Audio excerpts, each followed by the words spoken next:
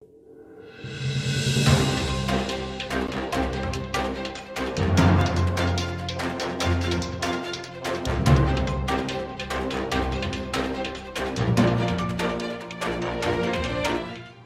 vai. Já foi isso? 10º agora vai. Mas... 30ª tentativa de gravação. Craquete Check. 900.000. Check. E ação. Boa noite. Boa noite, sejam bem-vindos a mais um Culto Alfa. Hoje a gente está fazendo um culto chamado Culto Har. Para os inexperientes neste culto, agora minha amada Kaena vai explicar para nós o que é o Culto Har. Har basicamente significa rede Har. Har. Sim, no Google. Basicamente significa Rede Alfa Responde. R-A-R. É basicamente isso. Parabéns. Cara, como que ela é boa explicando, né? É difícil achar pessoas tão boas em explicar assim. Mas enfim, vocês mandaram perguntas pra gente no Instagram da Rede Alfa e a gente vai responder umas perguntas hoje não tão boas. Como que é? Normais. Normais e não tão normais. Normais e não tão normais. A gente não é muito bom em apresentar um talk show, mas é a nossa primeira vez, a gente é muito inexperiente. Mas perdoe nossos erros e nossas falhas e nossas desavenças, caso a gente brigue aqui, porque também a gente tem um objeto aqui para nos ajudar nessa jornada, que são as nossas... Ai, cadê a minha? Perdi. Aqui. Arminhas de água. Nós colocamos ela aqui para, além de estar muito calor, claro, caso a gente fale alguma coisa muito errada, ou a gente vê que o outro vai falar alguma coisa, sabe, ruimzinha, aí a gente taca na cara do outro, ou quando a gente sente vontade mesmo, a gente tá lá falando assim, quer beber uma aguinha, quer dar aguinha pro parceiro, a gente tá aqui pra isso. Isso aqui é só ilustração mesmo, nada demais, nem tem água aqui dentro, brincadeira, tem sim. Mas enfim, vamos começar nos apresentando. A verdade tem isso, sempre esqueço. Eu começo? Quem você é? Obrigado por perguntar. Meu nome é Danilo, eu tenho Danilo Fernandes de Freitas, eu tenho 18 anos, meu RG é... Tô brincando. É porque sempre quando eu vou falar quem eu sou, ela implica que eu nunca falo nada. Eu sempre falo bem assim, eu não sou uma pessoa muito interessante. Mas é que eu não sou interessante, então não tenho o que falar. Então se vocês quiserem eu falo meu RG pra vocês. Mas eu acho que é isso. Danilo, 18 anos, faz alguma coisa? RG CPF? Não? Não, obrigado. Tá bom. Bom, eu sou Kaena, RG de Kaena Santos Coutinho. E para os íntimos, Kaena, para todos, Kaena. E eu tenho 18 anos. Eu te chamo de Cacau. Meu bem. Kaena. Lili. Eu tenho 18 anos e só isso. Ah. Não vou falar meu RG nem meu CPF, apesar de eu saber ele de cor. Tudo bem então, né? Vamos então começar com as nossas perguntas. Com as nossas perguntas que são muito longas e demoradas e várias perguntas super tops. A primeira pergunta, a minha amada vai ler aqui. Pode ler pra gente a pergunta. Pode ler. A primeira é um pouco complexa, até pra entender mesmo a pergunta, sabe? Muito Demoramos anos. Foi Sim, anos de muitas pesquisa. pesquisas. Aqui, Google. Quase uma assembleia de Ixi. artistas. Ninguém sabe o que é isso. Pesquisem. Vamos lá para a primeira pergunta. Tradadadadá. Por que Deus criou o barato? Ah! Eu pensei que você ia começar por outra. Eu estava mal preparado aqui para começar a falar. Por que Deus criou o barato? Então, depois de anos de pesquisa, muitos livros e muitas coisas, ligações e conversas, assembleias, a gente chegou à conclusão que só Deus sabe. É uma coisa que assim, quando você chegar no céu, você pergunta pra Deus. Alô, fala, Deus! Por que é barato, entendeu? Porque lá em casa tá tendo uma infestação também de baratinha lá em casa. Não sei se você sabe, não sabe, né? Porque vocês não me conhecem. Mas lá em casa tá tendo infestação de baratinha. Eu me pergunto isso todo dia quando às vezes eu acordo com uma barata no meu rosto. Por que Deus baratas na minha casa? Todo dia a gente pode acessar. Mas enfim, eu também não sei. Depois você pergunta pra Deus aí. Desculpa não poder te ajudar nesse assunto. Muita pesquisa, infelizmente, não chegamos à resposta do porquê. Assim, porque ele quis mesmo. Só Deus mesmo. Resumindo aí, foi porque ele quis. Deve ter algum motivo. Definitivamente. Mas... Atormentar. Vamos lá, então, para a segunda Essa daqui? pergunta. Não, essa daqui. Essa daqui? Essa dali. Essa daqui. Ah, tá. Sim. Vamos lá. Vamos ver primeiro. Tô com sede. Vai não.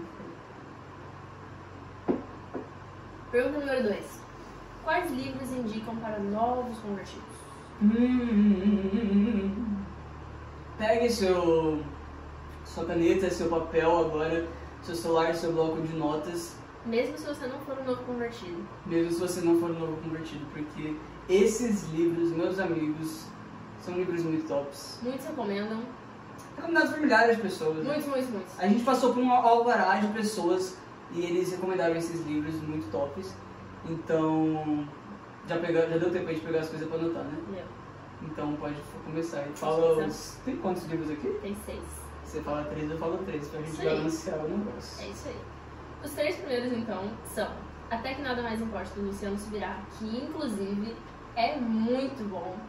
Eu terminei de ler ele recentemente e é um livro maravilhoso. Eu tenho muita certeza que vai edificar demais todos vocês, sendo ou não sendo novo convertido. E eu recomendo muito, muito mesmo. Não só eu, muitas outras pessoas também. Louco Amor, Francis Chan. Francis Chan. Ah não, eu queria que você falasse o nome do... Não, eu não vou falar os nomes. Eu não vou falar os nomes muito em inglês. Hackeado, do Luca Martini. E Ó, esse livro eu li também. Chama Ego Transformado. Ele é pequenininho, ele é muito bom. Ego Transformado, do Tim Keller. E também tem outro livro chamado Bom Dia Espírito Santo, que é Benny Hinn, eu acho que é assim que fala. E tem outro livro chamado Em Seus Passos, O Que Faria Jesus, de Charles Sheldon. eu ia falar.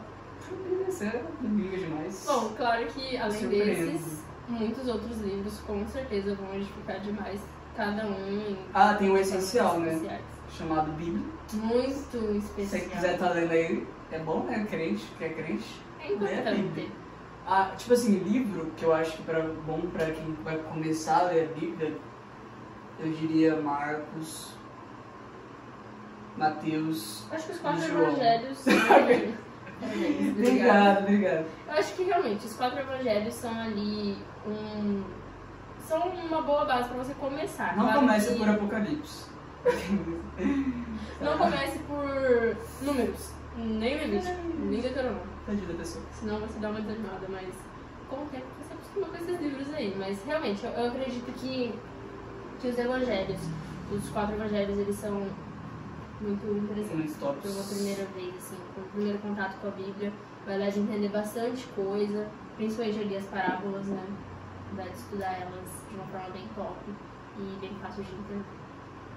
Top. Top! Tem uma mosca aqui. Ai, meu Deus. Ah, não tem muita música. Tá bom.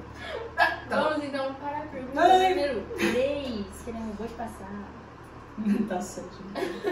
é Tá bom. Por que adolescentes não namoram? Na verdade, adolescentes namoram, né? Só que não devem. Exatamente. Por que não deviam? Eu não sei, responde você. Tá bom. Tá brincando.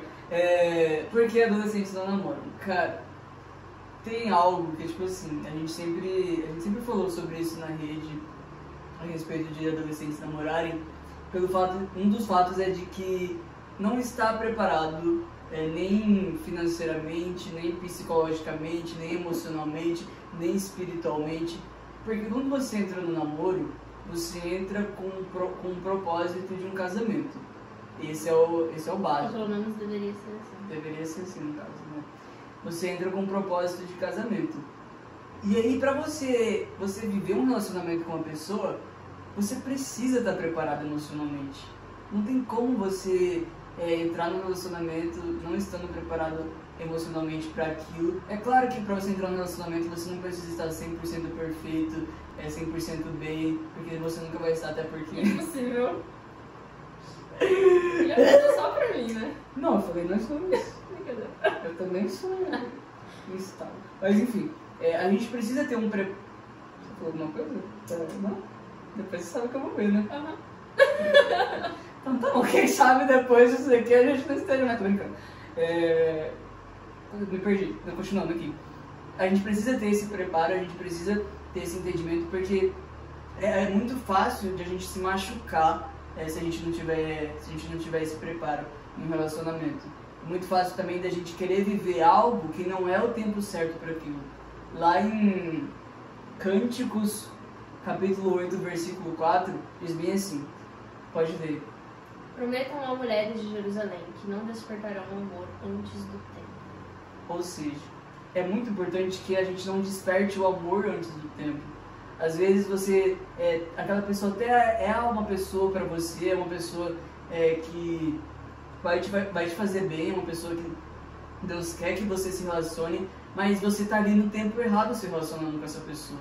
Às vezes aquele não é o tempo de você se apaixonar por aquela pessoa e começar um relacionamento ali. Por exemplo, eu e a Caína, a gente se conheceu de verdade ano passado. Só que a gente já se conhecia assim há um tempão atrás. Por exemplo, a gente tem fotos juntos de um tempão atrás. A gente era adolescente ainda, no caso.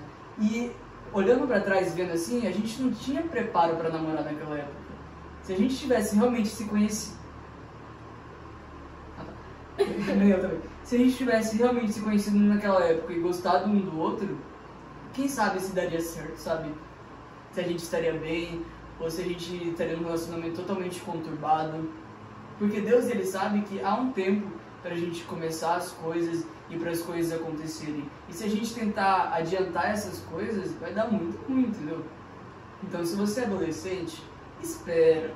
Tem tanta coisa para você acontecer. Foca nas suas amizades, foca nas coisas do reino, foca na sua escola, foca na sua família. E antes de você se perguntar, sabe, tipo, cara, eu quero muito namorar, se pergunta, tipo, eu estou pronto para namorar? Sabe, se eu entrar no relacionamento agora, eu vou conseguir conduzir esse relacionamento? Se eu entrar no relacionamento agora, eu vou conseguir estar estável para quando vir alguma discussão, algum desentendimento, aquilo simplesmente não acabar com o namoro, simplesmente não acabar com aquilo? Porque, tipo assim, se a gente estiver não estável, qualquer coisinha que acontecer, é babau que fala? Babau? É babau? Não sei. É tchau babau, não é? É alguma coisa aí. Alguma coisa aí. Mas enfim, acabaria rápido por esse motivo. Eu acho que uma coisa interessante da gente se perguntar ao invés de por que adolescentes não namoram, por que adolescentes deveriam namorar? Eu acho que sempre que a gente pensa em alguma coisa assim, a gente tem que repensar e pensar de novo e repensar mais uma vez e continuar pensando por um bom tempo.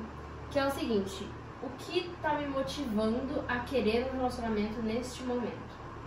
Eu falo isso porque eu acredito que seja muito conhecido por muitos de vocês a ideia de que quando a gente está na adolescência, a gente está numa fase que tá vindo coisa de tudo quanto é lado. Tem muita mudança não só no nosso exterior, não só na questão, tipo assim, não esse exterior, não só com as pessoas ao nosso redor, o lugar em que a gente se encontra ao nosso redor, mas também tem muita mudança dentro da gente. É um momento em que a gente, querendo ou não, a gente fica assim muito instável. E às vezes, digamos assim, eu como adolescente quero namorar porque eu estou carente, eu adolescente quero namorar porque as pessoas ao meu redor estão namorando. Simplesmente isso não é um motivo para começar a namorar. Se você começou a namorar com esse motivo, repensa o seu relacionamento e vê se você ainda está com este motivo no seu coração. Se sim, uma pena, porque não deveria. Mas eu acredito que é isso, sabe? Os adolescentes, eles podem namorar? Pode, ué. Eles devem namorar? Não. Porque assim, eu já vi muita gente falando, mas o namoro de fulano de tal deu certo, fulano de tal começou a namorar com 11 anos de idade e tudo rolou muito bem, estão casados aí com 75 filhos. Você virou um pouquinho, né? Estão casados aí com 74 filhos. Diminuiu agora. Então, assim, obrigada. Agora tá mais realista o negócio. Tá, né? Tá. Tá assim. Mas enfim, Pode ter dado certo? Pode. Mas poderia ter dado errado?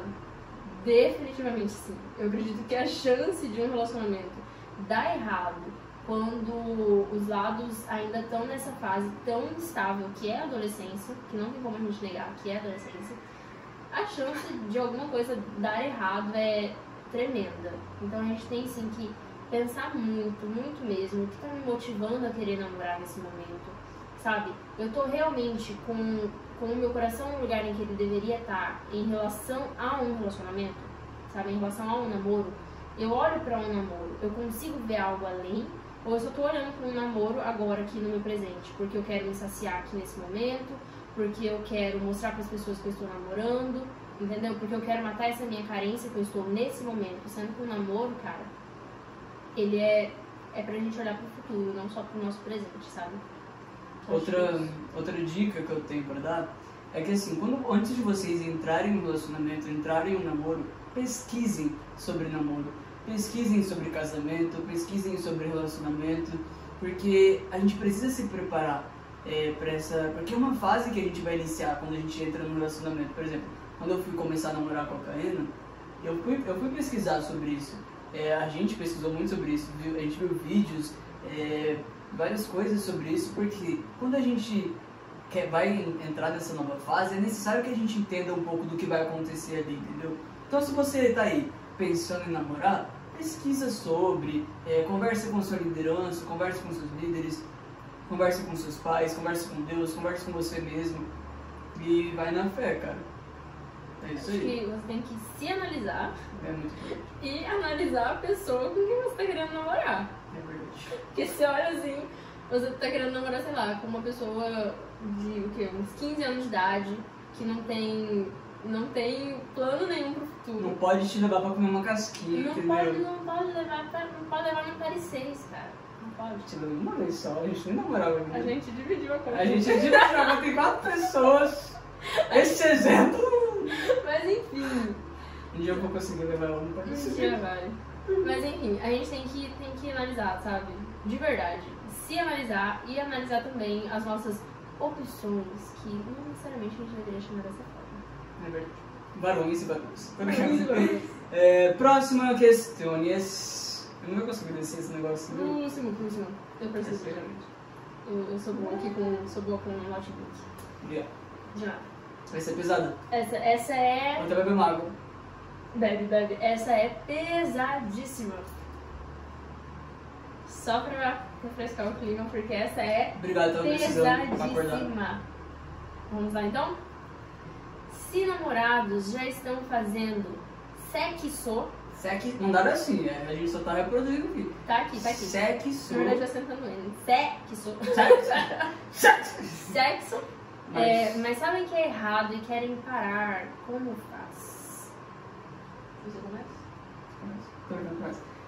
Enfim, vamos lá. O casal tá ali, né? São namorados. A gente tá nem falando do namoro nessa pergunta, né? Uhum. Mas enfim, o casal tá ali, eles são namorados, eles estão fazendo um negócio e eles reconheceram isso, o sexo. Ah, tá. Deixa isso. Pra deixar claro, né? E eles reconheceram isso, primeiramente. Não sei se a pergunta falou isso, né? Tá, Sim, eles sabem que é errado, ou e seja, querem parar. eles querem parar, eles reconheceram isso. Top, é aí que tá o negócio. Quando a gente reconhece, aí a gente começa a dar os outros passos. Você reconheceu, agora você vai orar para Deus, você vai se arrepender do seu pecado. E se arrepender do seu pecado não é simplesmente eu parei aqui um pouquinho de fazer meu pecado e depois voltei a fazer de novo. Você se arrepender do seu pecado é você ir totalmente contra aquilo que você estava fazendo.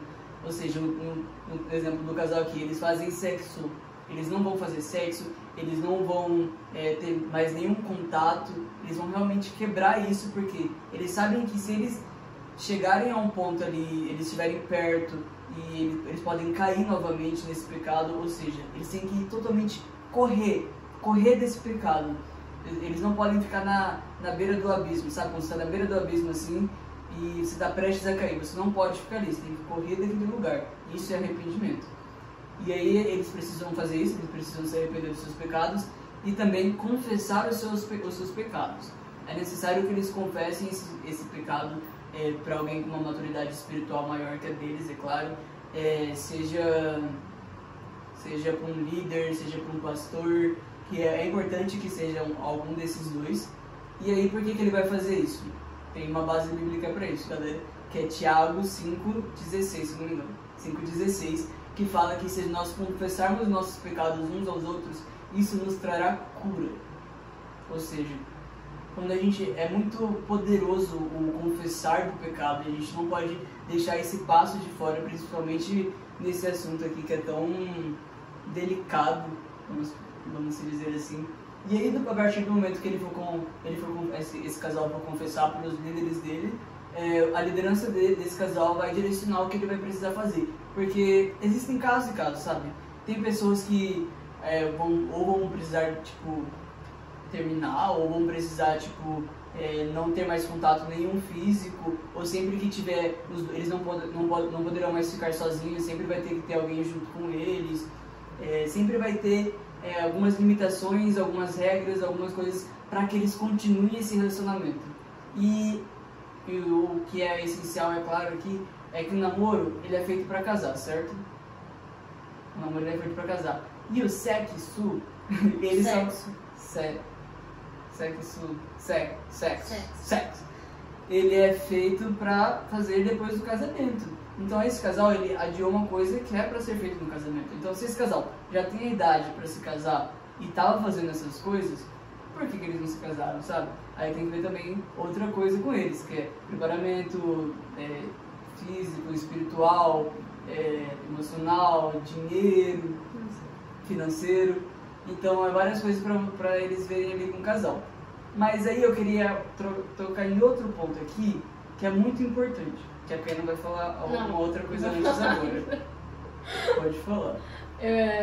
Quando a gente fala sobre isso, que o Danilo ele citou o penhasco, né? Foi? Penhasco. Foi. A gente tem que olhar muito para limites, claro, dentro de qualquer, não só dentro de um relacionamento desse estilo, um relacionamento amoroso, mas, né, em toda a nossa vida a gente tem que ter limites e entender os nossos limites para muitas e muitas coisas do nosso dia a dia. E eu acredito que assim como o Danilo falou, quando você se arrepende, você não simplesmente para de fazer aquilo. Uma coisa que a Elisa, principalmente a Elisa, tipo, ela sempre fala muito sobre essa questão, é que, tipo assim, se você se você mentia e você se arrependeu, você passa a falar a verdade, sabe? Se você fazia algo e você se arrependeu, você passa a fazer completamente o oposto daquilo. E quando a gente ultrapassa um limite, eu acredito que é a mesma coisa. A gente não tem que simplesmente olhar para esse limite e falar assim, eu não vou mais passar desse limite. Mas a gente tem que começar a colocar outros limites. É o limite do limite, sabe? Se eu tô aqui pra cair, se eu tô bem aqui e eu tô aqui pra passar do limite, ao invés de eu ficar aqui, ó, coladinha no limite, eu crio um outro limite pra mim. O meu limite agora tá ainda mais longe do limite que era o verdadeiro, sabe? Que é realmente um pré-limite. Que o limite, digamos, que seja realmente não fazer sexo antes do casamento. Então você coloca outros limites que você entende depois de você analisar o seu relacionamento, se analisar e junto da outra pessoa do seu relacionamento, vocês se analisarem, né, entre si, vocês vão começar a estabelecer esses limites. Esses limites antes do próprio limite, que é o não fazer o sexo antes do casamento. Eu acredito que isso é muito importante. E quando a gente fala de um casal que já teve a experiência, que já teve esse contato, os dois juntos, eu acredito que é sim muito mais difícil do que quando é um casal que ainda não teve esse contato, sabe? Quando é um casal que ainda não passou por essa experiência. Então, principalmente nesse caso, dessa pergunta, né, dos namorados que eles estavam fazendo, aí eles perceberam que era errado, aí eles entenderam que era errado e quiseram parar. Principalmente nesse caso, tem que tomar muito cuidado. Muito cuidado com o que vem a seguir, sabe? Muito cuidado com os momentos que vão estar sozinhos, muito cuidado até mesmo com os momentos que vão estar com outras pessoas, sabe? Porque nem tudo começa dentro de um quarto, você e a pessoa sozinha. Não é assim. Se algum dia alguém te falou isso, é mentira. Porque as coisas podem começar, as coisas podem soltar aí umas fagulhinhas de... Umas fagulhinhas. Pode ser em qualquer meio. Pode ser pelo WhatsApp, a pessoa falando alguma coisa, entendeu? Pode ser... A gente não fala de limite, não é simplesmente questão física. Vai muito além disso. Aí a gente entra no tópico santidade no relacionamento, né? Que é, tipo, necessariosíssimo, tipo, é essencial a gente viver uma santidade no relacionamento. Porque se você começou aquele relacionamento, é pra glorificar a Deus.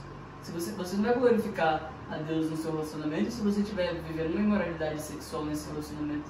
Então você tem que começar a pensar, se você está naquele relacionamento e o propósito dele é glorificar a Deus, e ele tem glorificado a Deus através dessas conversas, você tem glorificado a Deus através dos momentos que vocês estão sozinhos, vocês têm glorificado a Deus através dos momentos que você está com seus amigos, em grupo, você tem glorificado a Deus através das mensagens que vocês trocam pelo celular.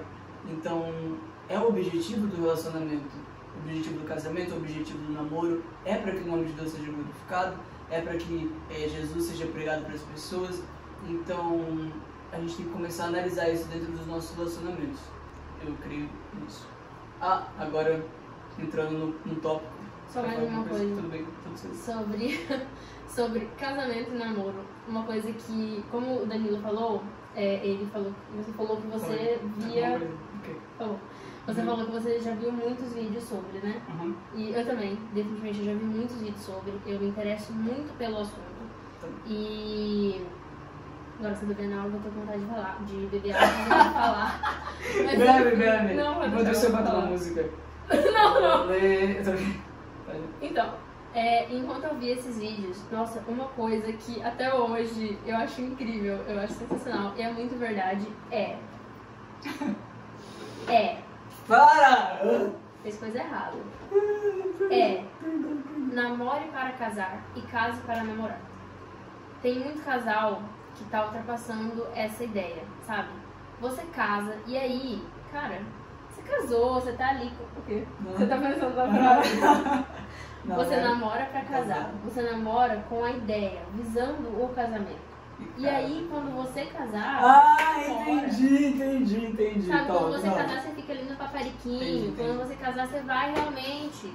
Faz o que você pode fazer depois do casamento. Top. Então, eu acho que isso é muito importante, sabe? A gente vê em muitos relacionamentos atuais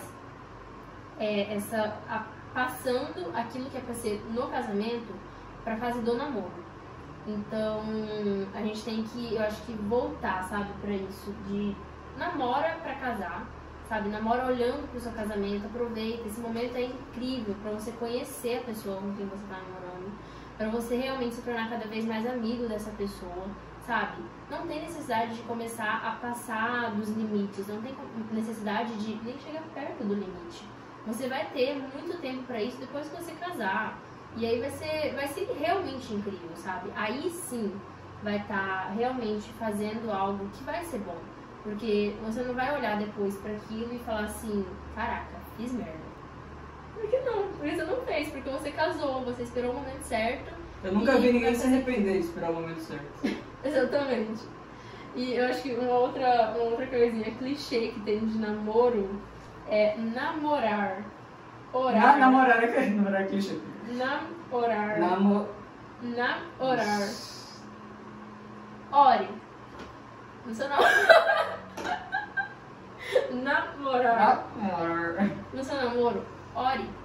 Se você tá percebendo alguma coisa que não tá ali no lugar certo, ora. Não orações. Não. Contando que não tem ainda no meu ouvido, tudo bem. É porque foi quase sua vida. Não as orações erradas. Sabe as orações erradas? Oração em línguas. Isso, não. Não é esse tipo. Orações normais mesmo, Orar sabe? em posição de mão, você vai fazer em Também posição não. de mão. Não, também não. Não. Orações normais. Então, ore. Namore orando, ore Orando. Case para namorar. Casa orando. Próximo. Porque... É que eu tirei um subtema desse tema. Porque você pode se perguntar, tá, beleza, eles fizeram esse negócio de sexo aí antes do casamento, mas qual que é o problema disso? Por que não fazer sexo antes do Por que casamento. tá errado, mano? Por que tá errado? Vou te responder isso agora. Muito obrigado por ter perguntado. De nada, tô Na verdade, você vai se responder, tá? Meu bem. Você vai ler esses 2 aqui. Tadinho, tá bebendo água. Eu espero. Enquanto isso eu canto. Outra. Terminei. Tudo bem. Pode ir, então. 1 Coríntios. Os dois, esse. 1 Coríntios capítulo 6, do versículo 15 até o versículo 20. Lê primeiro isso. Bom, se vocês não estavam com a Bíblia de vocês até agora, já deveriam estar. Não é porque é de pergunta e resposta que a gente não tem que estar com a Bíblia, porque Vamos usar de bastante qualquer a forma Bíblia. a ideia é estar na Bíblia. É procurar responder em cima mesmo da Bíblia. Então peguem a Bíblia de vocês se vocês ainda não estão com ela. Vamos lá então para 1 Coríntios 6, do 15 ao 20. Fala o seguinte: vocês não sabem que seu corpo é na realidade membro de Cristo? Acaso um homem deve tomar seu corpo, que faz parte de Cristo, e uni-lo a uma prostituta? De maneira nenhuma. E vocês não sabem que se um homem se une a uma prostituta, ele se torna um corpo com ela? Pois as Escrituras dizem: os dois se tornam um só. Mas a pessoa que se une ao Senhor tem com ele uma união de espírito. Fujam da imoralidade sexual. Nenhum outro pecado afeta o corpo como esse, pois a imoralidade sexual é um pecado contra o próprio corpo. Vocês não sabem que seu corpo é o templo do Espírito Santo, que habita em vocês e lhe foi dado por Deus? Vocês não pertencem a si mesmos, pois foram comprados com alto preço. Portanto, honrem a Deus com o seu corpo. Já falou tudo, né, gente? A Bíblia falou tudo. Agora, lê pra gente 1 Coríntios, capítulo 7, do 2 ao 3. Fala o seguinte: mas, uma vez que há tanta imoralidade sexual, cada homem deve ter sua própria esposa e cada mulher seu próprio marido. O marido deve satisfazer as necessidades conjugais de sua esposa, e a esposa deve fazer o mesmo por seu marido. Então, galera, eu acho que já respondeu aqui a pergunta. É isso. Quando a gente, esse é o motivo. Existem vários versículos, várias coisas na Bíblia falando a respeito do porquê não fazer o sexo antes do casamento. Porque é uma ligação que você vai fazer com aquela pessoa. É uma ligação e você vai virar um só com aquela pessoa, como diz aqui a Bíblia. Os dois se tornam um só.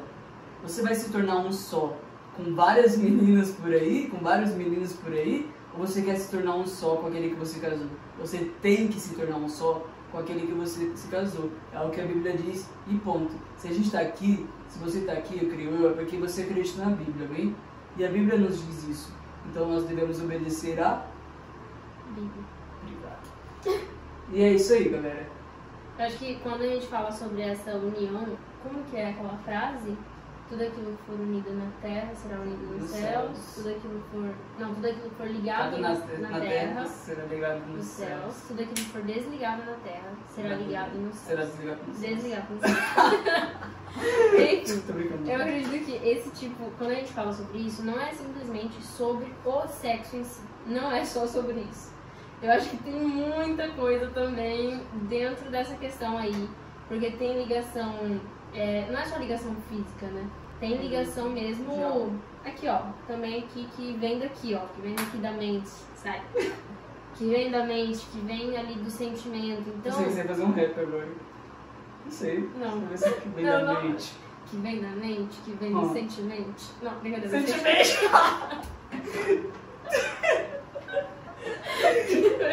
Sentimento. Sentimento. Mas enfim, então eu acredito que isso até liga ali na pergunta de cima, que mais ou menos, Mais ou menos. mais ou menos, Mais ou menos. Mais ou menos. mais ou menos, porque é o seguinte, a gente tem que, é o seguintezinho, a gente tem que se cuidar, sabe, pra gente não estar fazendo ligações com pessoas e com situações em que a gente não deveria estar fazendo. Sejam essas ligações físicas, sejam essas ligações sentimentais. Então a gente tem que tomar muito cuidado, não só dentro do namoro, sabe? Mas em todos os relacionamentos e antes mesmo do namoro, sabe? Com a pessoa que, sei lá, você tá orando, com a pessoa que você já tá ali olhando, tipo assim, interessante essa pessoa, sabe? Eu acho que tem que tomar esse cuidado aí sempre, porque é muito fácil da gente se ligar, de certa forma, às outras pessoas. Sim. Vamos lá, para a pergunta Essa é legal. polêmica.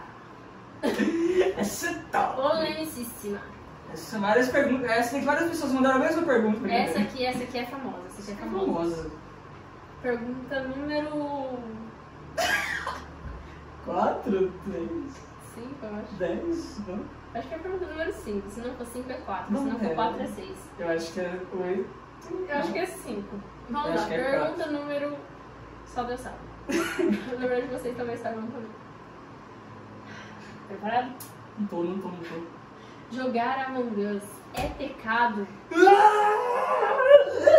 Por quê? Porque você mente e mata. E mata.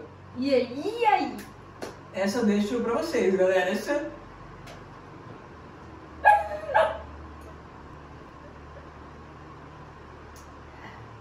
Vai responder? Pode responder. Vou responder então. Jogar Among Us. Pra quem não sabe, Among Us é um joguinho que virou moda agora entre os adolescentes e jovens e adultos e idosos E bebês. e Pastor Pepe. Brincando, Pastor Pepe, não sei se tá jogando isso. Até minha cadelinha tá jogando. Até a cadeirinha da Kaena, que é um mini demôniozinho, está jogando. Ai, tem um bicho ali. Não vou falar isso, senão você vai ficar nervosa. Só segue. Segue, vai. Não, você tem que ir pra matar ele, não. Segue. Não quero. Tá, não vamos. Foca aqui, ó. Foca aqui. Olha aqui. Que tá vendo? Até me perdi. Tá, Among Us é um jogo que você tem. Eu não vou explicar o jogo, que nem eu sei direito jogar o jogo. Eu já baixei e jogo o jogo. Tem um impostor. Tem um Aí impostor. tem as pessoas que tem que fazer as missões e descobrir Aí quem você é o mata. impostor. É tipo. Tem um jogo parecido com esse. Among Us. É o nome do jogo. Não, parecido outro. com esse. Esse é o mesmo jogo. Não, péssimo. Detetive, eu acho, alguma coisa. Cidade Dorme. É tipo assim, que tem a pessoa lá e você vai matando a pessoa, aí depois você tem que. É sim, meu bem. Depois você tem que descobrir a pessoa. Claro. Sim. Oh, meu Deus. Depois que você descobre. Tá, continuando aqui. É um jogo lá que você tem que mentir no jogo. Mas por que acho só não ser pecado não? Eu também me questionei sobre isso no começo. Mas depois eu vi, na verdade, um vídeo ontem, ou hoje, no caso, eu acho, de um cara no Instagram, que alguém compartilhou, acho que foi o Gabriel Figueiredo que compartilhou esse vídeo, e ele falava, uma pessoa perguntou, jogar Among Us é pecado? Ele falou bem assim, não, jogar Among Us não é pecado, galera, e vamos aqui já iniciar aqui. Por que jogar Among Us não é pecado? Porque você está ali numa outra realidade, vamos supor assim, e dentro daquele jogo, dentro das normas e das regras daquele jogo, como que é a palavra? Blefar, acho que é essa a palavra que ele usa no vídeo, blefar, eu acho que é essa. Blefar é o intuito do jogo, ou seja, você não está fazendo nada menos nada mais que obedecer às regras do jogo. É como, por exemplo, o teatro que a gente tem, o Ministério de Teatro. Se você está lá fazendo uma peça de teatro, você não está mentindo ser outra pessoa ali. É dentro daquela realidade do teatro, você está ali vivendo, você está obedecendo as regras e normas que foram impostas ali, que é você interpretar outra pessoa. Então... Ai, fico nervoso que você me olhando. Continua. Interpretar outra pessoa. Que o meu coração bate mais forte. Segue. Então, e aí você começa a interpretar outra pessoa, ou seja, você não está pecando ali. Você está dentro das coisas, dentro das normas ali. Agora, se você começar a trapacear no jogo, por exemplo, no Among Us ou em qualquer outro jogo, aí você vai estar pecando. Você vai estar indo contra as regras, você vai estar indo contra as normas do que foram postas ali. Então você vai estar pecando, porque você vai estar mentindo. Mas fora disso, não é pecado jogar Among Us. Você estar ali obedecendo as regras do jogo, que é blefar. Que é você falar, olha, não sou eu o impostor, hein? O intuito do jogo, lembrei agora, o intuito do jogo é você descobrir quem são os impostores ali, quem que tá matando quem. Eu falei isso. Você falou isso? Aham. Desculpa. E aí é isso aí, não é pecado. Mas assim, eu acho que as pessoas focam muito em algumas coisas e, tipo assim, ignoram outras. Tipo assim, jogar Among Us é pecado. Mas aí tem mais um monte de outros jogos, assim, desse estilo. Agora só porque Jogar Among Us é pecado. você tá unindo a mentira com a matança. Só por isso é o pecado? Mas aí a pessoa joga Cidade Dorme no Retiro. Tá pecando no Retiro, então, porque Cidade Dorme você mente e você também mata. Se você joga, sei lá, GTA, Aí... simplesmente Você mata todo mundo Você ali. mata todo mundo, atropela de vez em quando alguém. Alguém, não está nomes. No jogo, tá? Não Eu tem sei, nome. mas é que... Ah, Segredinhos. Brincando. Vai, é no jogo mesmo. Continuando. Tá, então é isso. Acho que é. Jongar Jongar. Among Us. Nem foi eu querer, foi você. O quê? Você que falou jongar, você jogou algo em mim. É porque é na hora que eu quero. Ah, tá, entendi. Vamos lá então.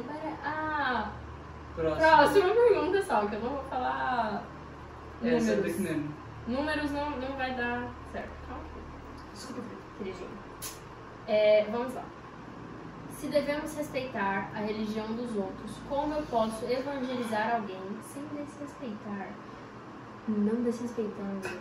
Parabéns, é isso, próximo. Próxima. Como ser... Vou começar então. Essa daí. Como evangelizar sem desrespeitar? Primeiramente, nós devemos evangelizar as pessoas, independente de tudo. Nós devemos evangelizar, porque Jesus disse que não tem como as pessoas irem a Deus, as pessoas conhecerem a Deus sem conhecer a Jesus. Porque na Bíblia, em João 14,6, diz bem assim, pode ler por mim? Jesus diz: eu sou o caminho, a verdade e a vida. Ninguém pode vir ao Pai senão por mim. Pessoal, que tá ali. Eu sei. E aí, ou seja, não tem como as pessoas chegarem até Deus se elas não conhecerem a Jesus. E não tem como as pessoas não conhecerem a Jesus se a gente não falar de Jesus para elas. Eu tenho vários amigos que são de religiões diferentes da minha, que são católicos, eu tenho até amigos que são ateus. E eu não simplesmente chego neles falando, cara, ó, isso daqui é a Bíblia. Você tá errado! Isso daqui é a Bíblia, você vai morrer se você não aceitar Jesus, você vai pro inferno. Não é dessa forma que eu vou chegar, não é essa abordagem que eu vou chegar para evangelizar uma pessoa. Tá? É a verdade? Se ele não aceitar Jesus, ele vai pro inferno? Vai. Mas como eu estou querendo fazer ali com que ele aceite a Jesus, vamos olhar para Jesus neste momento. Jesus, ele chegava para conversar com as pessoas falando dessa forma? Não, meus amigos. Não é essa forma como Jesus fazia. Que a gente está aqui para nós sermos imitadores de Cristo. Jesus, ele se fazia de coisas para chegar e conversar com as pessoas. Ou seja, a gente tem que buscar estratégias para conseguir pregar para essas pessoas. Antes de tudo, antes de você pensar, tipo, como que eu vou evangelizar essa pessoa? Ore pela vida dela. Ore pela vida dessa pessoa, porque nós sabemos, eu sei, você sabe, quem não sabe, todos nós sabemos, que apenas o Espírito Santo ele é capaz de nos convencer do pecado e de nos convencer de tudo. Ou seja, ore pela vida dessa pessoa, jejue pela vida dessa pessoa e ore para que Deus ele traga estratégias para você, para que você consiga levar o amor dele para essas pessoas, sabe? Pode falar. Pode terminar, eu primeiramente, minha água acabou. Eu tô um pouco triste porque ela acabou, então... Parabéns por fazer o meu. Obrigada. Quer água? Quer água?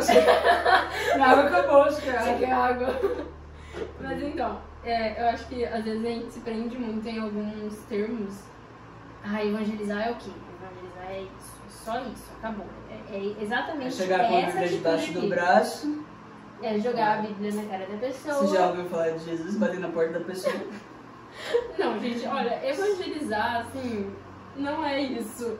Definitivamente. Eu acredito que existem muitas formas da gente levar Jesus até uma pessoa, das mais variadas possíveis, sabe? Seja realmente falando com essa pessoa, seja ouvindo essa pessoa. A gente tem que tirar essa ideia de só falar. Eu acredito que muitas vezes a gente tem sim que começar a ouvir de verdade, entender, sabe? Querer entender a pessoa e só depois, quando for no tempo certo, a gente tem que parar de achar que o tempo certo é o tempo todo. Tipo assim, é aqui em qualquer circunstância, em qualquer lugar, sei lá, a pessoa, o pai da pessoa acabou de morrer e eu tô lá. Mas e aí? E aí, você é daquela religião ali, você não vai pro céu não, você vai pro inferno. A pessoa tá ali, tipo, no momento em que ela precisa ser consolada, no momento em que ela precisa receber amor, e você tá o quê? Tá jogando qualquer coisa na cara da pessoa, sem amor, sem nada. Então acho que a gente tem que começar a olhar, sabe, pra gente e ver o que a gente... se a gente tá amando realmente as pessoas, sabe? Porque não é simplesmente evangelizar, não é simplesmente eu ir lá e jogar uma verdade na cara da pessoa. Então eu acredito que a gente tem que começar a se analisar mais. Eu acabo falando bastante dessa questão, né? Se analise. Se analisa, mas é importante.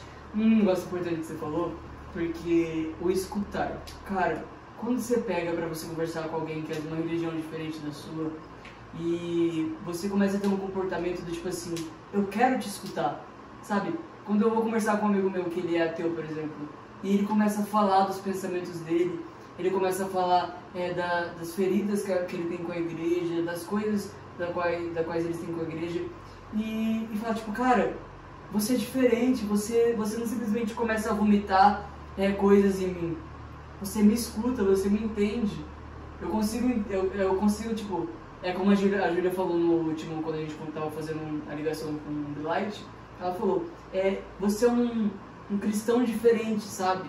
Eu consigo ver Jesus em você e olha que eu nem acredito em Jesus.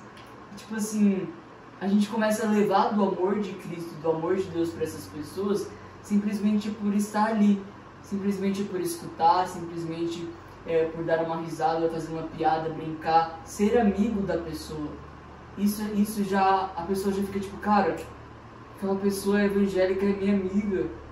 E você começa a levar Jesus para aquela pessoa aos poucos. Como a Kennedy disse, não é sempre, não tem tipo, não existe uma fórmula de evangelizar, não é uma coisa assim que você chega pronto e vai evangelizando. Cada pessoa, é uma abordagem diferente, é uma estratégia diferente, e aí é você orando para Deus para ver, cara, o que eu faço para evangelizar essa pessoa? Como eu faço para evangelizar minha mãe? Como eu faço para evangelizar meu pai, meu amigo, outras pessoas de religiões diferentes? Tudo isso vai ser de uma forma diferente e você indo buscar estratégias em Deus, porque só Ele vai poder falar para você o que você deve fazer. A forma como eu vou evangelizar a minha mãe é diferente como a forma que a Kena vai evangelizar a mãe dela, assim como é diferente da forma como você vai evangelizar a sua mãe. E isso a gente só descobre em Deus. Acho que a gente tem que parar de querer fazer as coisas com a força das nossas mãos, né? Porque definitivamente isso não leva a gente a lugar nenhum.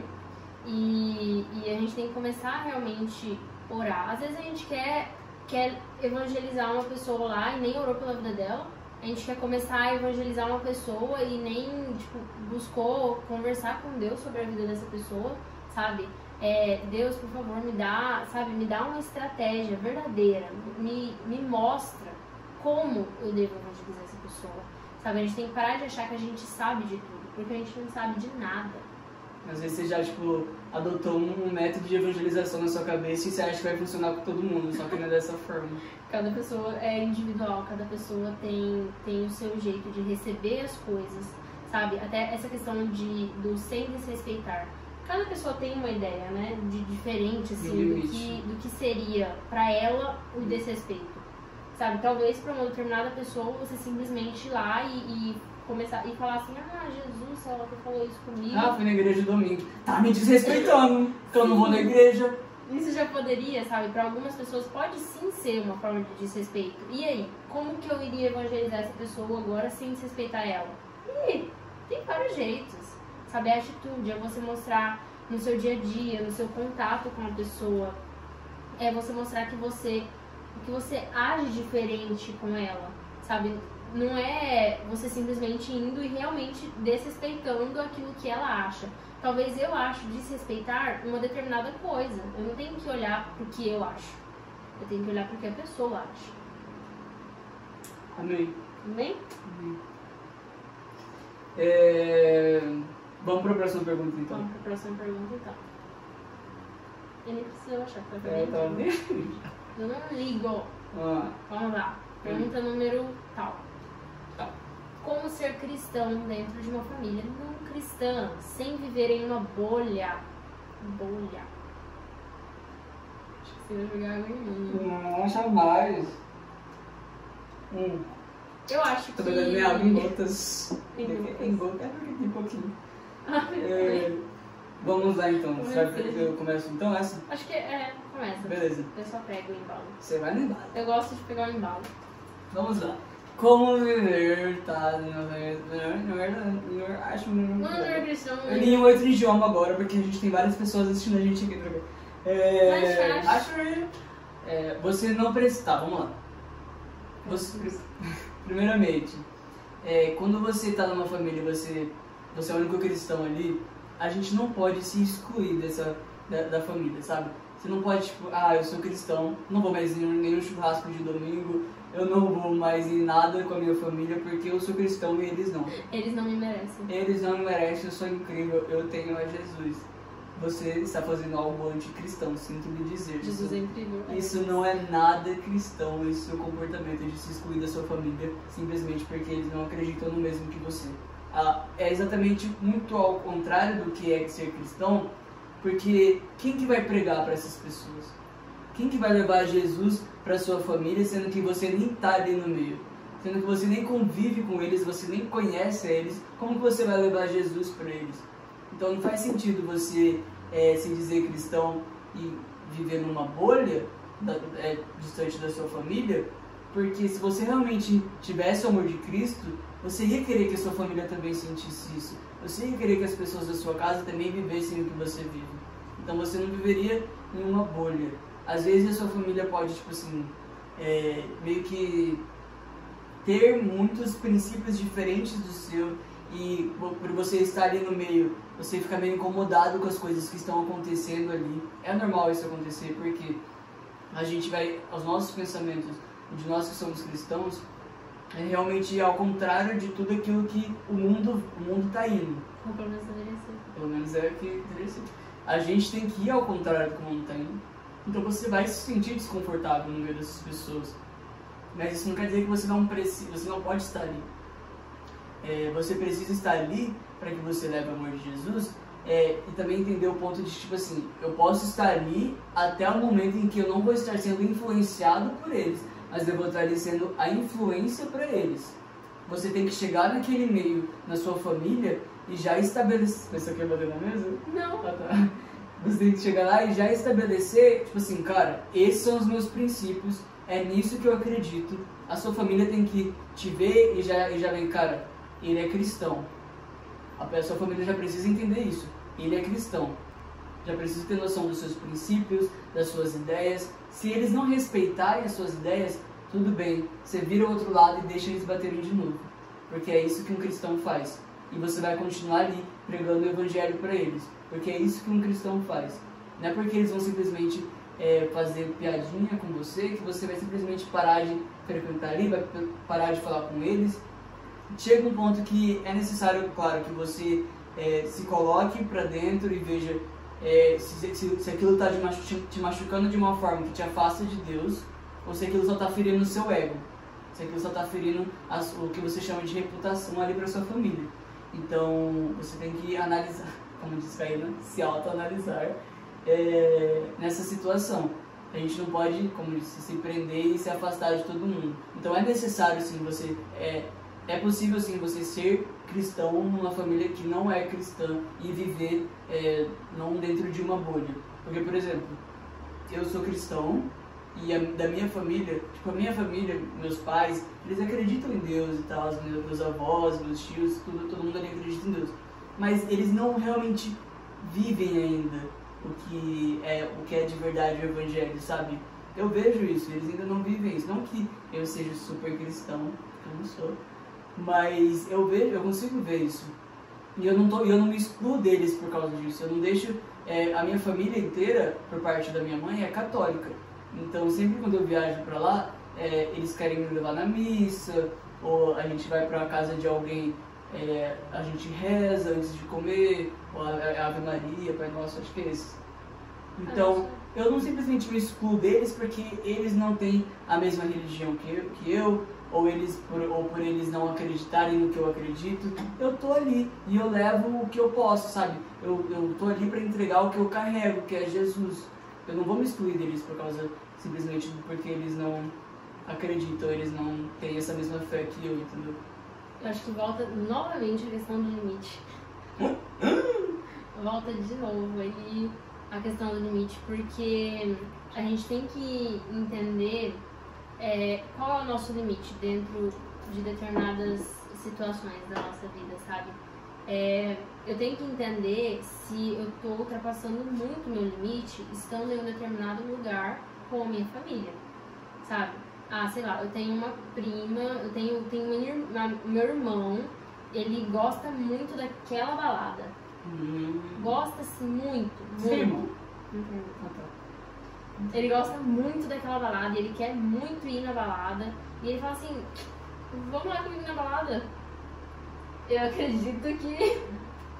Tô indo só, peraí. Eu acredito que assim, né? A gente tem que começar a dar aquela analisada em como tá a nossa situação. E, enfim, muitas outras coisas aí. E... O que você tá fazendo, cara? Não, tá certo. E eu acho que, tipo assim, eu acho muito importante, sabe? Como eu sempre falo, a análise e a gente entender o nosso limite para determinadas coisas, para determinadas situações. Talvez eu estar em um determinado recinto ali com a minha família vai estar me agredindo de uma forma que eu vou sair de lá, talvez outra pessoa, sabe? Mas acho que ao invés de a gente pensar em se afastar da nossa família, a gente tem que pensar em se fortalecer para continuar com a nossa família. Se fortalecer em Deus. Exatamente, não em nós mesmos, sabe? Não se fortalecer indo para academia, se fortalecer mesmo, de verdade. Jejuando, orando, lendo a Bíblia, estando com Deus. Porque às vezes é muito fácil a gente querer simplesmente se afastar de um determinado lugar. Quando talvez o que Deus queria era que a gente realmente estivesse naquele lugar, mas com uma mentalidade diferente e mais centrados nele, de verdade, para levar o amor dele para aquele lugar. A gente tem que parar de olhar para aquilo que é mais fácil, às vezes. Porque talvez seja mais fácil, realmente, eu parar de ir em todas as festas da minha família, porque eles ouvem funk, porque eles ouvem umas músicas assim... Ouçam. Porque eles ouçam. Porque eles ouvem aí algumas músicas que talvez me lembrem até do meu passado. Algumas músicas que me fazem aí talvez ultrapassar um determinado limite que eu não deveria estar ultrapassando. Mas assim, é mais fácil. Não tem como negar que é mais fácil a gente se afastar. Talvez a gente até tenha sim que se afastar por determinado tempo, mas não é abandonar a família. Em nenhum momento vai ser abandonar a sua família, sabe? É se afastar para você ter aquele tempo seu com Deus, para você ter aquele tempo em que você vai realmente ser edificado ali com Deus, que você vai se fortalecer em Deus, sabe? E aí você vai um dia conseguir ir numa festa da sua família e ao invés de você ficar mexido com a música que eles estão ouvindo, eles vão acabar sendo mexidos pelas suas atitudes, pelo simples fato de você não ter abandonado a sua família, mesmo você pensando de uma forma diferente da deles. Né? Exatamente.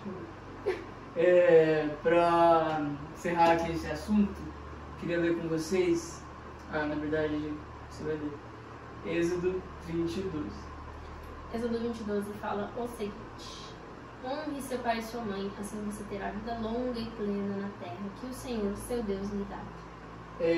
Eu acho legal esse versículo porque ele não fala assim: honre seu pai e sua mãe convertidos, honre seu pai e sua mãe legais, honre seu pai e sua mãe quando eles te derem presente.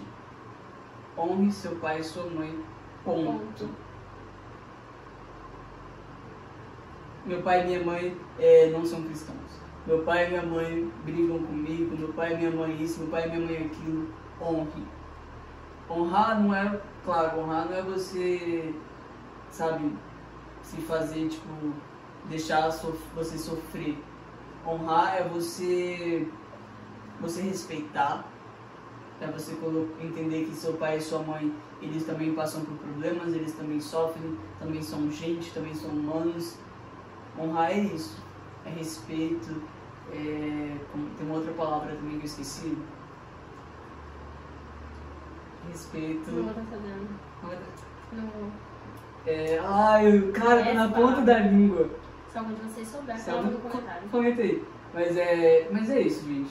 Nós devemos respeitar o nosso pai e nossa mãe acima de todas as coisas. Ou seja, mesmo que eles não forem cristãos e você for, respeite, honre o seu pai e sua mãe. Eu sei que pode parecer difícil, porque tem momentos que a gente se vê tipo, cara, parece que aquele pai e aquela mãe faz mal, meu pai e minha mãe fazem mal pra mim. Eles falam palavras duras, eles falam palavras difíceis pra mim, eles me machucam. Eles parecem que não entendem o que eu passo, eles parecem que não vê a minha dor, não vê o meu sofrimento. Como que eu vou conseguir honrar meu pai e minha mãe, sendo que eles nem olham pra mim direito? Eles nem perguntam como que eu tô, sabe? Meu pai e minha mãe parece que nem é meu pai e minha mãe. Como que eu vou conseguir honrar eles? E aí, novamente, nós precisamos estar estabelecidos em Deus, nós precisamos estar convictos da nossa identidade em Deus, porque a partir do momento que a gente estiver mais perto de Cristo, mais perto de Deus, essas coisas elas vão tendo um novo olhar pra gente, sabe? Meu pai e minha mãe podem não entender o que eu passo, mas eu tenho um pai que entende o que eu passo. Então eu vou honrar esses pais que eu tenho aqui, porque eu sei que Deus ele não colocou esses pais na minha vida toda, já que eu entendo que Deus ele tem o domínio de todas as coisas, ele que escolheu esses pais para mim. Então eu vou honrar eles, mesmo que eles não me entendam, mesmo que eles não perguntem se eu estou bem, mesmo que eles gritem e briguem comigo. Eu vou honrar eles porque é o que eu preciso fazer. A Pena acabou de se molhar. Eu jurava que não tinha mais. Mas é isso, gente. Quer falar mais alguma coisa, meu bem? Quando a gente fala sobre, voltando aí na questão de real, assim, família, bolha e tal, ao invés de a gente olhar para esses nossos familiares não cristãos como só olhar, tipo assim, como alguém que pode me fazer mal, a gente olha como alguém por quem eu posso fazer o bem.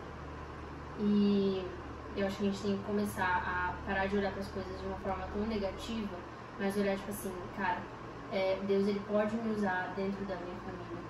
Deus ele pode sim me usar dentro de uma festa em que vai estar todo mundo fazendo, dentro dessa festa da minha família, né, festa de ano novo, dentro dessa festa de ano novo aqui da minha família, que vai estar todo mundo fazendo o que talvez não deveria, mas beleza, eu vou continuar firme aqui, nem que seja, sei lá, pega uma Bíblia, se o pessoal estiver fazendo uma coisa muito louca, pega a Bíblia ali, começa a dar uma lidinha assim, se fortalece ali naquele momento e vai seguindo de pouquinho em pouquinho com as coisas.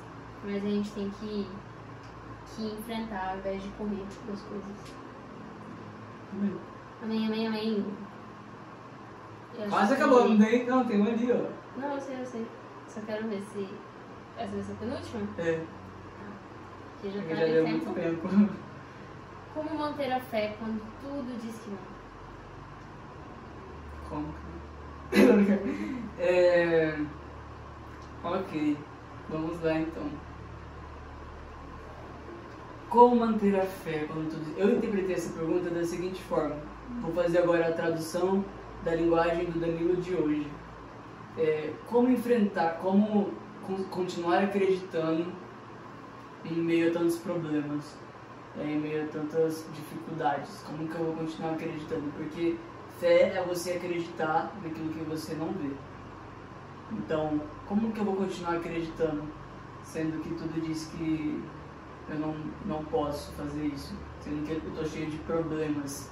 E tem um versículo na Bíblia que eu sempre falo, esse versículo, eu acho que no começo da minha conversão, ele foi um versículo muito presente na minha história, na minha vida, que é João 16:33. Ele diz bem assim: lhes falei tudo isso para que tenham paz em mim. Aqui no mundo vocês terão aflições, mas animem-se, pois eu venci o mundo. Ou seja, no mundo nós iremos passar por problemas, nós iremos passar por dificuldades. Aí ele coloca um porém aqui. Nós devemos nos animar, porque ele venceu o mundo. E é dessa forma que nós vamos conseguir passar pelas aflições.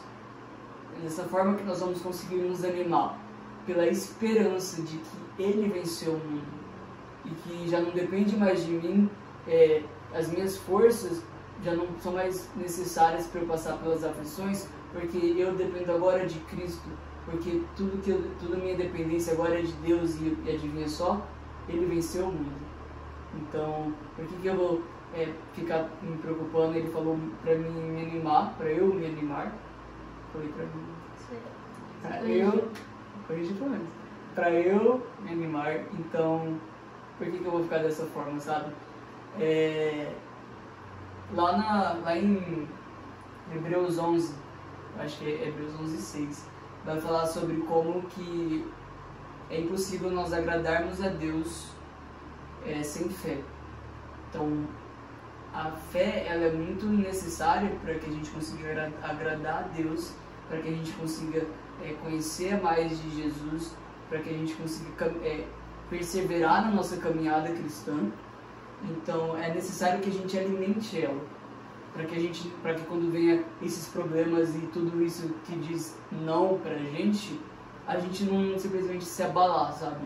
Eu creio que a gente tem que construir a nossa fé em algo sólido, em algo que não vai se abalar. Eu não vou construir a minha fé nas minhas bênçãos, eu não vou construir a minha fé nas coisas boas e nas coisas daqui, sabe? Eu não tenho fé porque Jesus abençoou a minha casa, eu não tenho fé porque Jesus me deu uma boa namorada, eu não tenho fé porque Jesus me deu bons amigos, eu tenho fé porque Jesus é Jesus.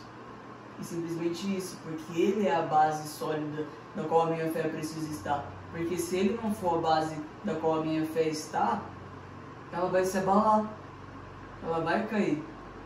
E lá em Romanos 10:17 diz bem assim: a fé é pelo ouvir, e o ouvir pela palavra de Deus.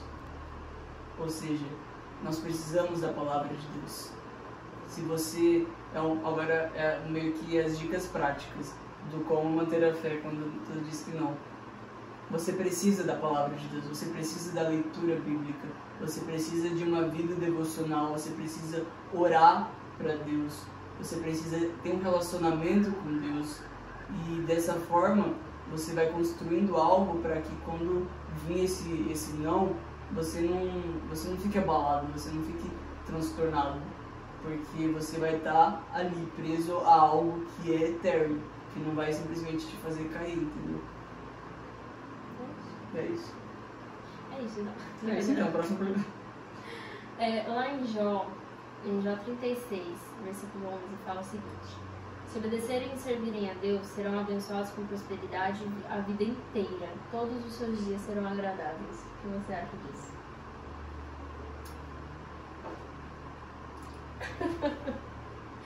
Eu acredito que, nesse caso, quem estava falando isso era Eliú, e ele estava consolando ali Jó, que definitivamente ele não estava fazendo isso. Ele só estava mesmo jogando algumas verdades e não verdades e meias verdades na cara de Jó, achando ali que ele estava realmente consolando Jó.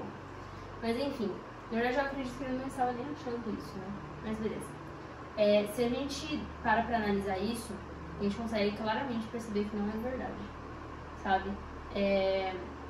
Não tem essa regra de que, a partir desse momento em que agora, não, beleza, que agora eu me converti, agora eu tô aqui com Deus, eu tenho total fezão aqui nele. Fezão. Eu tenho total aqui fezão nele, então tipo assim, acabou. Nada de ruim vai acontecer na minha vida. E ruim, você conhece? Não conheço. Não conheço. É algum primo meu? Não tem. A gente às vezes acredita nisso, sabe? Talvez, eu acredito que até as pessoas que talvez ainda não viveram realmente ali uma caminhada, porque quando a gente começa a viver, a gente começa a perceber que tem luta. Bastante luta, hein? Quase um MMA. Sim, a gente não pode falar que Paulo não tinha fé. Exatamente. Paulo, ele sofreu muito. Eu acredito que teve muita coisa ali que tava, era como se fosse, na cara que era um não. Sabe? E se ele tivesse se deixar o quê? Não, porque essa pergunta é bem a cara de Paulo mesmo. Tipo, tudo dizia não pra Paulo. Tudo. E ele mantinha fé. Ele tava ali, tipo, tô aqui. Deus, oi. Tô aqui preso? Suave. Então, eu acho que uma das principais coisas quando a gente pensa nisso é realmente entender a ideia de que vão ter coisas que vão ser um não na nossa vida, sabe? Às vezes, sei lá, eu peço algo pra Deus e ele vai falar, não, isso tá errado.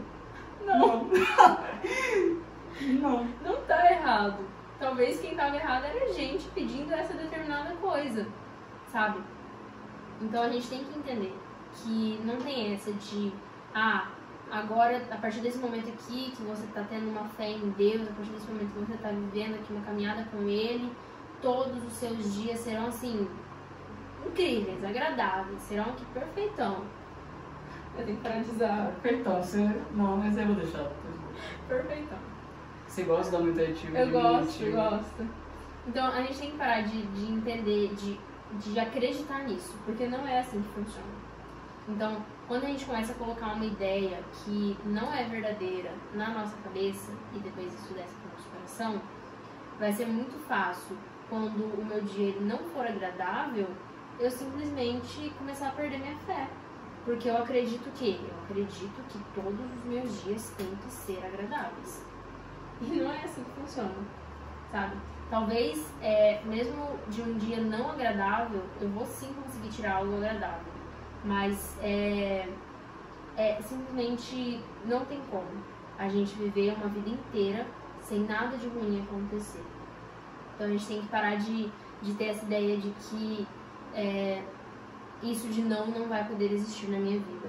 É só sim, sim, sim. A partir desse momento é só sim. Não é assim. Né? Exatamente. Amém. Próximo? A última. Triste. Para. Você nunca joga alguém em você quando você finge que vai jogar. É errado fazer isso.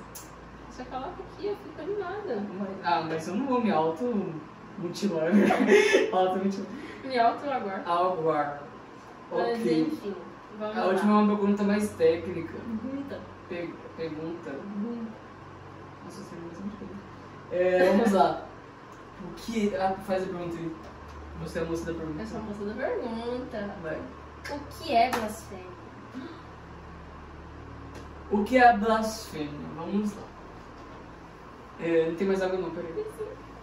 O que é blasfêmia? É ofender ou você insultar Deus, as coisas de Deus, as coisas espirituais, é você desrespeitar tudo isso, é você se colocar no mesmo lugar que Deus, é você...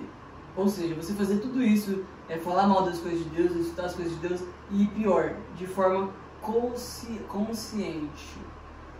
Você fez tudo isso, você insultou a Deus, você difamou a Deus, você falou das coisas, das práticas religiosas, alguma coisa assim, religiosas não, das práticas espirituais. Você difamou tudo isso e de uma forma consciente, você está blasfemando. A gente tem um grande exemplo, né, na nossa vida, na Bíblia, que é Jesus. E Jesus, ele foi muito chamado de que ele estava fazendo blasfêmia, né? Porque ele fazia as coisas e ele dizia ter características que eram parecidas com as de Deus.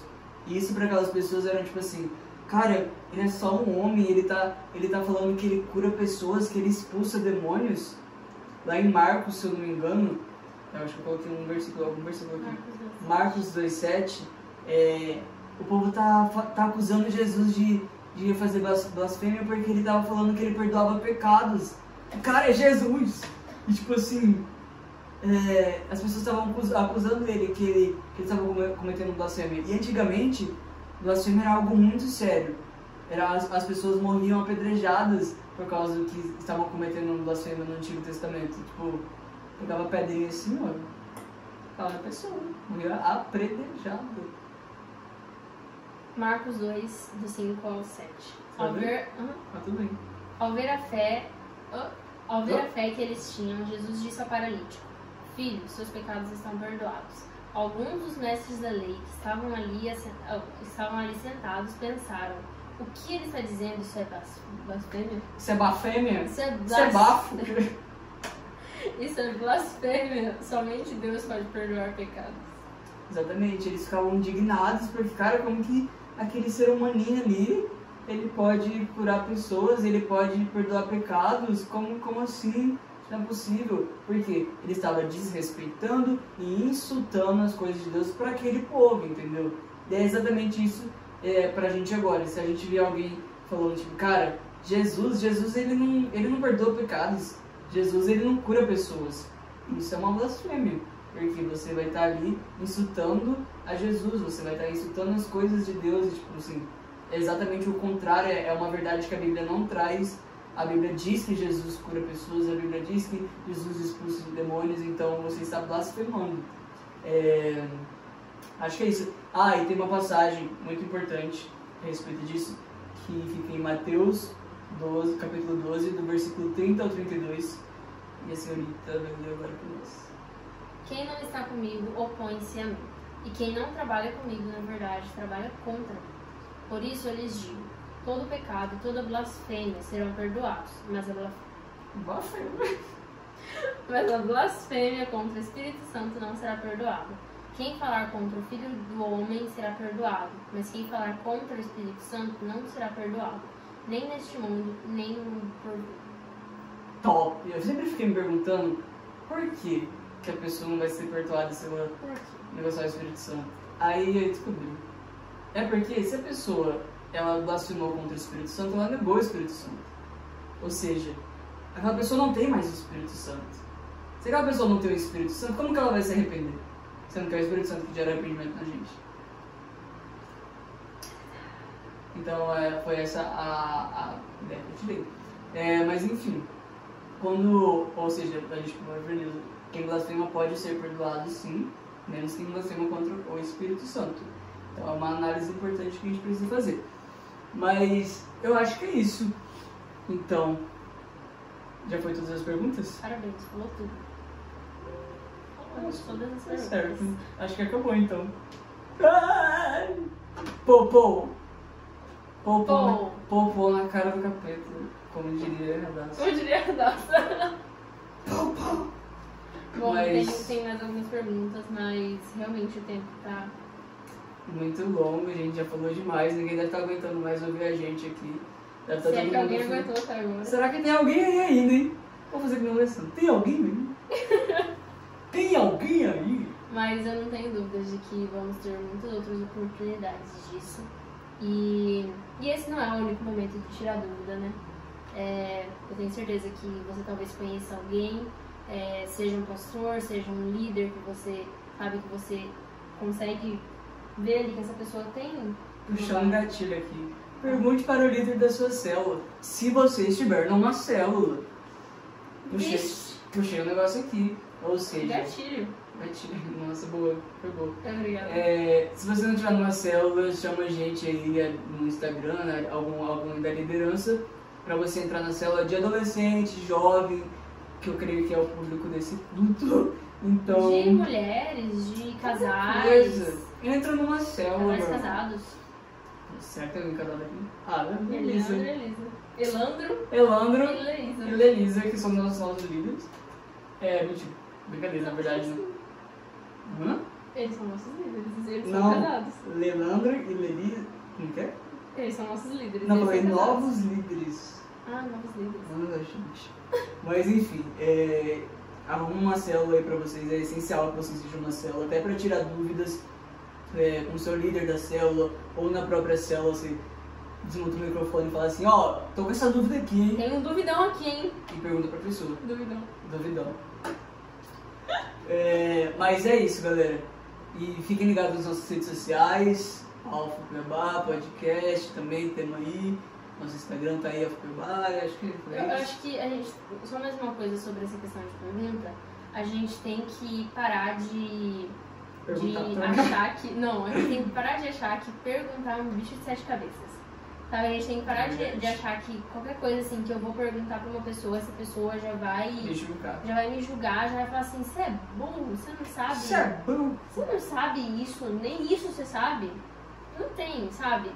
Vão ter pessoas que podem sim falar assim. Mas a gente vão, não, nem falar com a gente. Mas não deveria. Não deveria ser dessa forma. Então, se vocês têm alguma dúvida, sabe, não tenham medo de perguntar.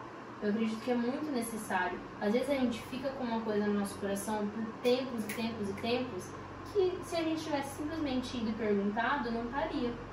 Sabe, se a gente tivesse simplesmente ido e confiado em colocar essa pergunta para alguém, a gente talvez não erraria em uma coisa besta até. Sim.